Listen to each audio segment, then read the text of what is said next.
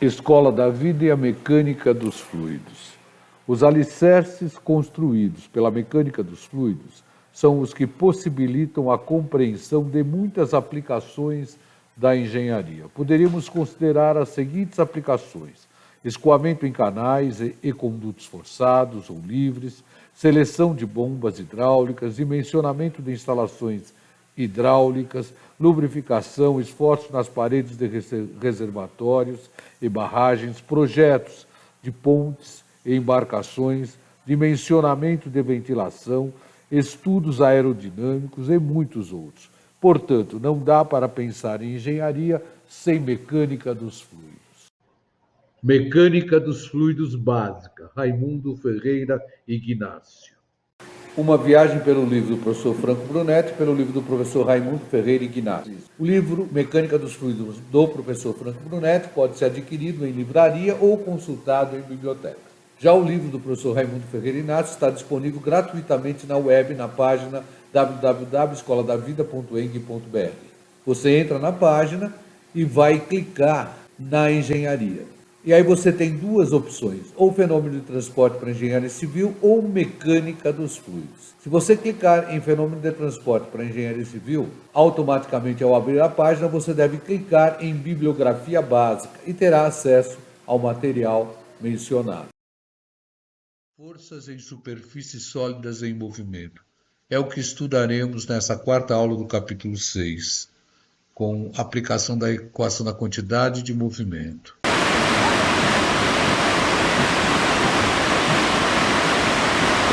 Turbina Pelton. Na realidade, é o rotor de uma turbina Pelton. Nós vamos mostrar um conjunto de uma turbina Pelton com um gerador elétrico. A água entra por aqui. Eu tenho um injetor. Aqui, um bico. A água vai bater e vai girar a minha turbina nesse sentido.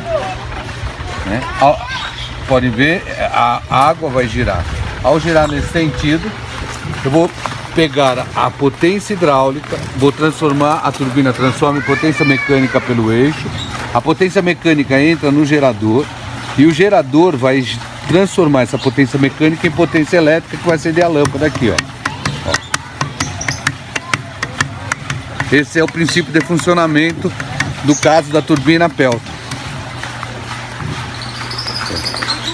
Outro exemplo de aplicação das forças em superfícies sólidas em movimento. Nesse caso, uma roda d'água. Inicialmente, vamos recordar a equação da quantidade de movimento aplicada a um desviador fixo. Bom, vamos recorrer à equação da quantidade de movimento, que será aplicada da seção 1 até a seção 2. Essa equação é a nossa equação 6.1, ou seja, menos P1A1N1 mais P2A2N2 mais QM vezes vetor velocidade em 2 menos vetor velocidade em 1, fecha colchete, mais o peso do fluido. Consideramos as seguintes hipóteses. Fluido incompressível, portanto a massa específica é considerada constante. Propriedades uniformes na seção. Atritos desprezíveis. Peso do fluido desprezível. Variação da seção do jato desprezível. Variação da energia potencial entre as seções 1 e 2 também será desprezível. Distribuição uniforme do fluido em todas as direções da superfície. Forças em superfícies sólidas em movimento. Vamos considerar essa situação onde temos um desviador de jato com uma velocidade Vs e o jato sendo lançado sobre esse desviador com uma velocidade V1 absoluta, V1 ABS. Hipóteses adotadas. Fluido incompressível com escoamento em regime permanente com propriedades uniformes nas seções. Considera-se também só movimentos retilíneos uniformes. O estudo será feito em relação ao sistema de referência fixo na superfície em movimento. Desta forma, a superfície será considerada em repouso. Esse será o nosso referencial. Sabe-se que pela mecânica que a velocidade absoluta será igual à velocidade relativa a U mais a velocidade do desviador móvel, que seria o nosso Vs. V absoluto, velocidade absoluta em relação ao sistema inercial. Vs, velocidade de arrastamento ou velocidade de origem do sistema de referência fixo na superfície sólida, no caso, o nosso desviador de jato. E U, a velocidade relativa ou velocidade em relação ao sistema de referência móvel. No caso, é a velocidade do jato em relação ao desviador. Bom, nós temos aqui o nosso bocal com uma velocidade absoluta V1 ABS. Temos o nosso desviador de jato móvel com uma velocidade Vs. A força do desviador contra o jato do fluido lançado pelo bocal vai ser em função da velocidade relativa a U. Claro, por quê? Porque se a velocidade do jato for menor que a velocidade do desviador, claro que ele nunca vai atingi-lo. E se ele não o atinge, a força que eu vou ter será nula. Por outro lado, se o meu desviador estiver parado, eu vou ter a maior força causada pelo jato, nosso Fs. Por que ela vai ser maior? Porque demonstramos pela equação 6.1 na equação anterior. Agora, se a velocidade do jato for maior que a velocidade do desviador, ela vai atingi-lo. Porém, vai originar uma força Fs menor. De cara, o que muda? Muda a vazão em massa. A vazão em massa que nós trabalhávamos anteriormente era a nossa área 1, ela continua a mesma, era multiplicada pela densidade, ρ, que continua a mesma, porém lá ela era multiplicada pela nossa velocidade absoluta. Nesse caso, a velocidade que eu vou multiplicar aqui é menor, já que ela será obtida pela diferença entre a velocidade absoluta menos o Vs, que será a nossa velocidade relativa, U1. Com isso, eu vou ter a nossa vazão em massa aparente. Volto a falar, igual ao produto da massa específica ρ pela área 1 multiplicada pela diferença entre a velocidade absoluta e a velocidade do desviador, no caso o Vs, que daria o nosso produto da massa específica pela área 1 e pela velocidade relativa U1. A partir daí nós vamos aplicar a equação 6.1, onde o que vai mudar é justamente a vazão em massa, que passará a ser a vazão em massa aparente, e também as velocidades, já que nós vamos trabalhar tanto na seção 1 quanto na seção 2 com as velocidades relativas. Então nós vamos ter que a nossa força resultante do jato no desviador, nosso Fs, igual menos, abre colchete, P1N1A1 mais P2N2A2, lembrando que os versores N1 e N2 são sempre saindo da seção, mais a vazão em massa aparente vezes a diferença entre as velocidades relativas na seção 2 e na seção 1. Então eu vou ter o vetor na seção velocidade relativa na seção 2 menos o vetor velocidade relativa na seção 1. Vamos tentar aprender isso através de um exemplo extraído do livro do professor Franco Brunetti. Então nós temos lá um exemplo do livro do professor Franco Brunetti, onde lançamos um jato com 15 metros por segundo em um desviador móvel que tem uma velocidade de 9 metros por segundo. Então significa que o jato vai atingi-lo. E a partir daí nós temos um ângulo de saída de 60 graus. Vamos partir para o seu enunciado. O desviador do jato move-se com uma velocidade de 9 metros por segundo. Um bocal de 5 centímetros de diâmetro lança um jato de óleo com uma velocidade de 15 metros por segundo, tal que o jato incida no desviador, como mostra a figura ao lado. O ângulo de saída é de 60 graus e o peso específico do óleo é igual a 8.000 Newton por metro cúbico. Calcular a força do jato sobre o desviador. Considere a aceleração da gravidade 10 metros por segundo ao quadrado. Quero reforçar que eu estou considerando os dados do professor Franco Brunetti. Eu geralmente não trabalho com aceleração da gravidade igual a 10 metros por segundo ao quadrado. Bom, é importante observarmos algumas coisas através desse exercício. No caso, a nossa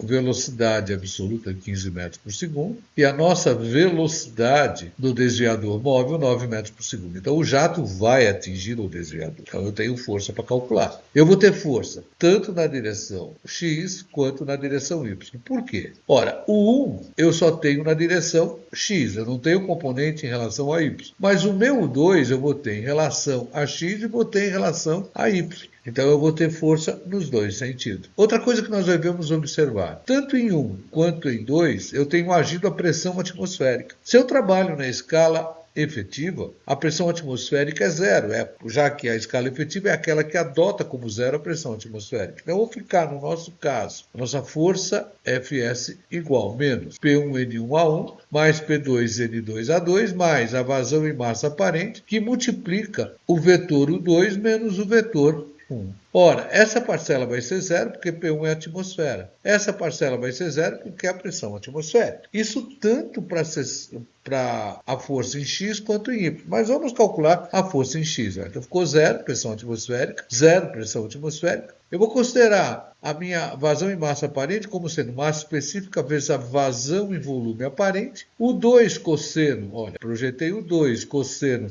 de 60 menos o 1. Então, eu fico com a massa específica vezes a vazão em volume aparente vezes o 1 menos o 2 cosseno de 60. Por causa do sinal de menos, eu troquei essa diferença aqui dentro. Em relação a y, eu vou ficar com zero, que é a pressão atmosférica. Eu vou ficar com zero, que é a pressão atmosférica. Vou ficar com a massa específica vezes a vazão em volume aparente. O 2 seno de 60 menos zero. Só que tem um sinal de menos aqui. Ó. Então, eu vou ficar com menos ρ vezes a vazão em volume aparente vezes o 2 vezes seno de 60. Vamos lembrar agora que o 1 e o 2 são iguais a 1, que seria a nossa velocidade do jato, 15, menos a velocidade do desviador, 9, que vai nos dar 6 metros por segundo. Dessa maneira, eu vou ficar, olha, as velocidades são iguais, saiu para fora. Então, eu vou ficar com a massa específica, área do jato, velocidade relativa ao quadrado, 1 menos cosseno de 60. Massa específica é o peso específico dividido pela aceleração da gravidade. Área do jato, πd ao quadrado sobre 4. Foi dado o diâmetro, só que eu tenho que trabalhar em metros, então será 0,05 ao quadrado,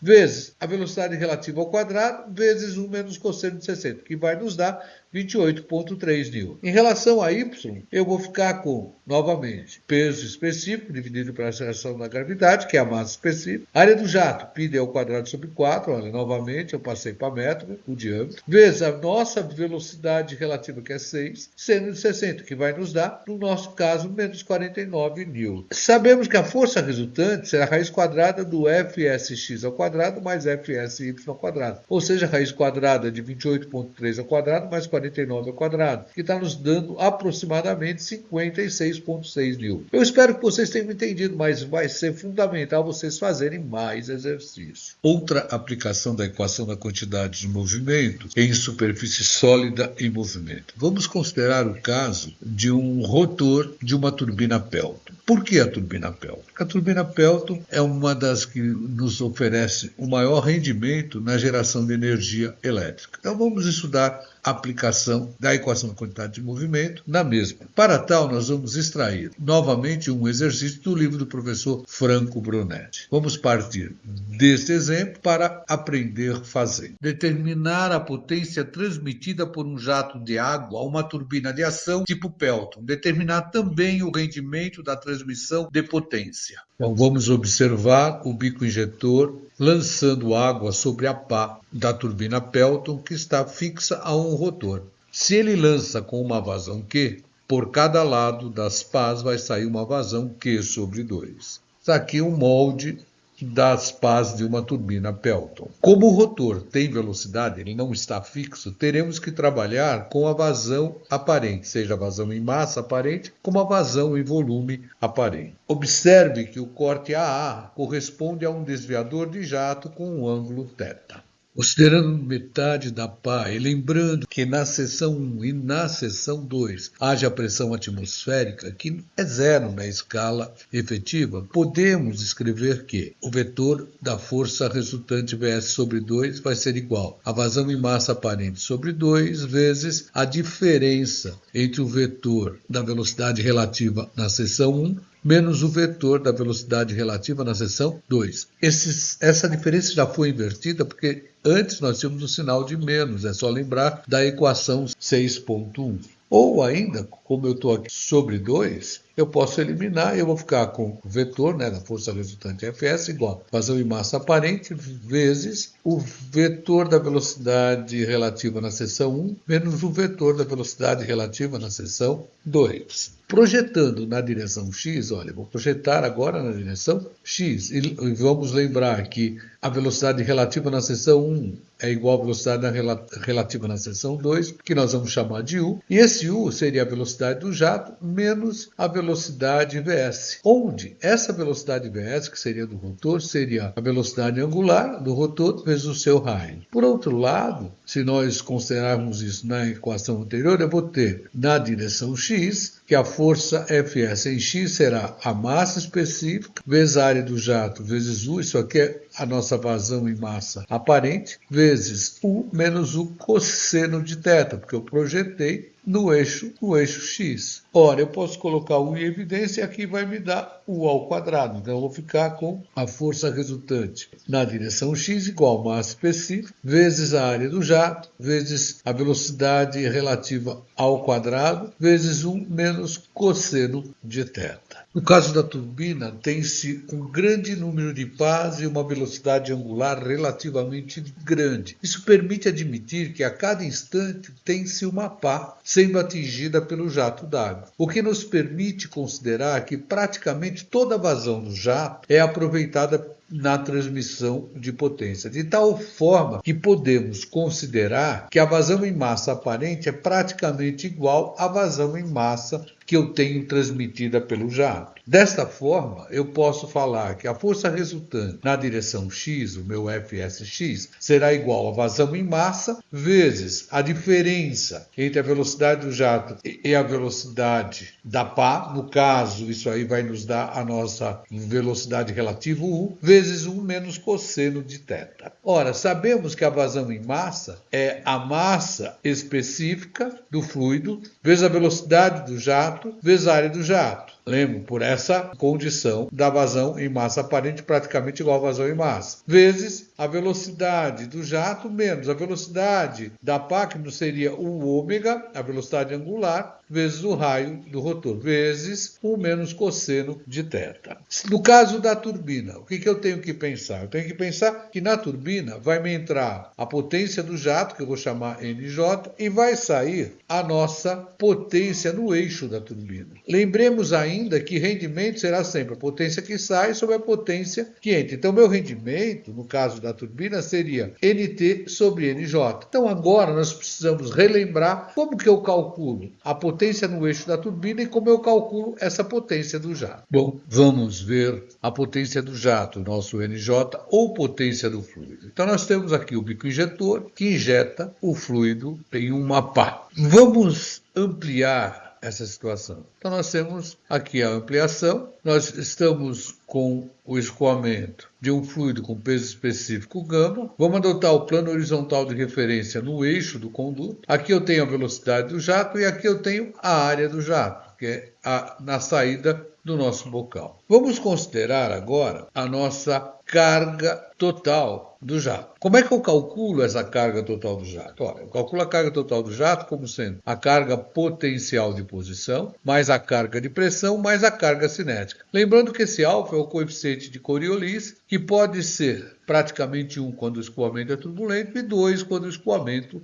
é laminar. A partir daí, o que nós temos? Nós vamos trabalhar sempre com o eixo do conduto, o que implica dizer que a carga de posição será nula. Como trabalhamos também na escala efetiva, a pressão atmosférica é zero na escala efetiva, já que é o zero da escala. Isso implica que a nossa carga de pressão também vai ser nula. E como o nosso escoamento é turbulento, eu sei que o coeficiente de Coriolis é praticamente 1. Então eu vou acabar considerando que o jato só tem a carga cinética. Então eu sei que a carga total do jato seria somente a carga cinética, velocidade do jato ao quadrado sobre 2G. Por outro lado, nós sabemos que a potência do fluido, ou a potência no caso do jato, seria o produto do seu peso específico, pela vazão que nós trabalhamos, pela condição descrita anteriormente, nós vamos considerar essa vazão aparente praticamente como sendo a vazão do jato, vezes a carga total do jato. Ora, essa vazão seria sempre quem? A velocidade do jato vezes a área do jato. Então eu fico com γ, peso específico, vezes a velocidade do jato, sempre a velocidade média, vezes a área do jato, e a nossa carga do jato, que é a velocidade do jato ao quadrado sobre 2G. A partir daí eu posso considerar que essa potência do fluido, ou a potência do jato, seria a massa específica, vezes a aceleração da gravidade, já que esse produto é o nosso peso específico, vezes a área do jato e vezes a velocidade do jato ao cubo sobre 2G. A aceleração da gravidade vai cancelar aqui. Isso nos permite chegar na expressão final, onde a potência potência do jato ou a potência do fluido será calculado como sendo o produto da massa específica vezes a área do jato, vezes a velocidade do jato ao cubo, sobre 2. Então, eu espero que vocês tenham entendido. É o básico, né, que nós havíamos estudado lá no capítulo 4. Bom, vamos partir para a potência no eixo da turbina, o nosso NT. Recordando lá do livro do professor Franco Brunetti, nós temos que essa potência NT seria a força resultante na direção x vezes a velocidade vs. Por um outro lado, nós sabemos que essa força resultante em relação a x seria a massa específica do fluido, está escoando, no caso a água, área do jato, velocidade do jato, vezes a velocidade do jato menos vs, vezes 1 menos cosseno θ. Vou levar isto em consideração a expressão que extraímos do livro do professor Franco Brunetti. Então nós tiramos que a potência na turbina seria massa específica do fluido, área do jato, velocidade do jato, vezes a velocidade do jato menos Vs, vezes 1 menos cosseno θ, vezes Vs. Agora, sabemos ainda que o rendimento no caso da turbina seria a potência útil, que seria esse NT, sobre a potência posta em jogo, que seria a potência do jato. Colocando isso, nós teríamos que o rendimento da turbina seria a massa específica do fluido, vezes a área do jato, velocidade do jato, vezes velocidade do jato menos Vs, vezes 1 menos cosseno θ, menos Vs, sobre ρ, que é a massa específica do fluido, vezes a área do jato, vezes a velocidade do jato ao cubo, sobre 2. Massa específica,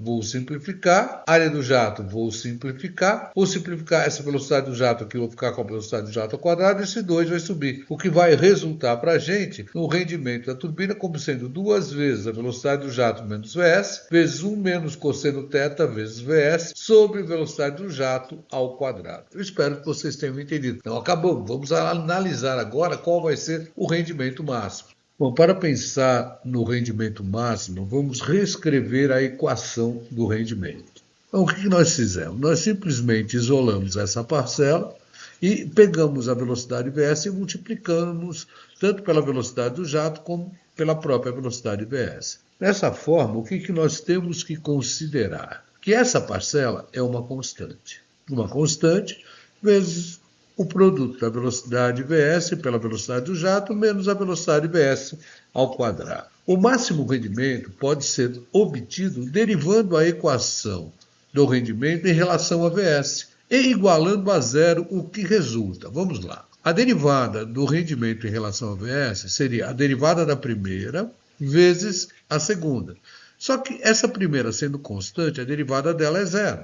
Então ficaria zero vezes essa parcela, mais a primeira vezes a derivada da segunda. Como é que eu derivo? Aqui eu tenho 1 abaixo, esse 1 vai ficar Vs elevado a zero, qualquer expressão elevada a zero dá 1, abaixo 2 vai ficar Vs, 2 menos 1. Isso resulta aqui, ó, 0 vezes essa parcela, então isso aqui desaparece, e como eu disse, mantenho a constante, e aqui eu derivei d1, e subtrair isso eu vou igualar a zero. Quando eu faço isso, eu fico com essa expressão. Essa primeira parcela, a minha constante, não é zero. Então, para que dê zero, eu vou ter que imaginar que o que está dentro do meu parênteses vai dar zero. O que resulta que a minha velocidade Vs é a velocidade do jato sobre 2. Substituindo na equação do rendimento, quer dizer, eu vou pegar essa consideração do rendimento máximo e substituir na minha equação, eu vou ficar com rendimento máximo 2 vezes 1 menos cosseno de θ sobre velocidade do jato ao quadrado, que multiplica velocidade do jato vezes a velocidade do jato sobre 2, menos a velocidade do jato ao quadrado sobre 4. Quando eu faço isso aqui, eu vou tirar que o meu rendimento máximo será obtido para 1 menos cosseno de θ sobre 2. Observe que o ideal para o rendimento máximo seria ter o θ igual a 180 graus. Porém, se eu construo as pás dessa forma, o jato vai retornar sobre si mesmo, incidindo na pá seguinte. Então, na prática, nós vamos considerar esse θ um pouco menor que o 180 graus. Capítulo 6, último item, equação 6.1 para diversas entradas e saídas. Equação da quantidade de movimento para diversas entradas e saídas em regime permanente. Vamos considerar o esquema utilizado no livro do professor Franco Brunetti. Nós temos aqui entrada em 1, entrada em 2, entrada N. E saída em 1, 2 e saída em N. Então, isso pode ser 3, 4, 5. Vai depender do esquema que nós estivermos considerando. Basta generalizar a equação 6.1, onde não mais podemos colocar a vazão em massa em evidência, já que elas mudam de seção para, caso o vetor da força resultante, Vs igual, menos a somatória da pressão índice A índice versor NI, lembrando que esse versor é sempre saindo da seção, mais somatória das vazões em massa que entram, vezes o vetor velocidade, menos a somatória das vazões em massa que saem, vezes o vetor velocidade. Vamos aprender fazendo com exemplos também extraídos do livro do professor Franco Brunetti.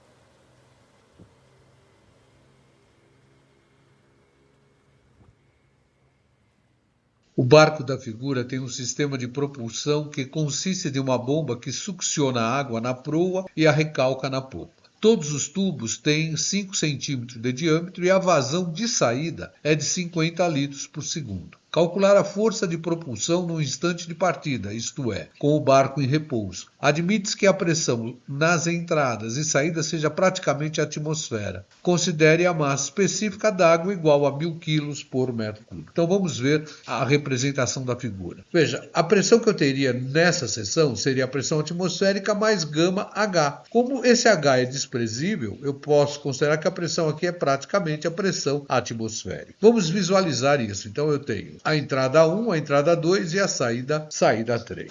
Vamos partir da nossa equação 6.1, que foi escrita de forma genérica, ou seja, para diversas entradas e diversas saídas. Como trabalhamos na escala efetiva, que é aquela que adota como zero a pressão atmosférica local, essa nossa parcela vai ser zero. Então eu vou ficar com a somatória da vazão em massa vezes o vetor velocidade que entram, menos a somatória das vazões em massa vezes o vetor velocidade que sai. Só que eu tenho duas entradas e apenas uma saída. Então eu vou poder escrever que a nossa força, o nosso vetor da força resultante será QM1, que está entrando em 1, vezes o vetor V1, mais QM2, que está entrando em 2, vezes o vetor V2, menos a vazão em massa que está saindo, vezes o vetor velocidade V3. Como trata-se de um escoamento incompressível em regime permanente, pela equação da continuidade, podemos escrever que a vazão em massa que entra em 1, mais a vazão em massa que entra em 2, é igual à vazão em massa que sai em 3. Ou, em outras palavras, como ele é incompressível, a massa específica é a mesma. Então, eu vou ter que a massa específica vezes a velocidade média em 1 vezes a área 1, mais a massa específica vezes a velocidade média em 2 vezes a área 2, é igual a massa específica vezes a velocidade média em 3 vezes a área 3. Ou ainda, eu cancelo essa massa específica, eu fico com a vazão em volume em 1, ou seja, V1A1, mais a vazão em volume em 2, V2A2, é igual a vazão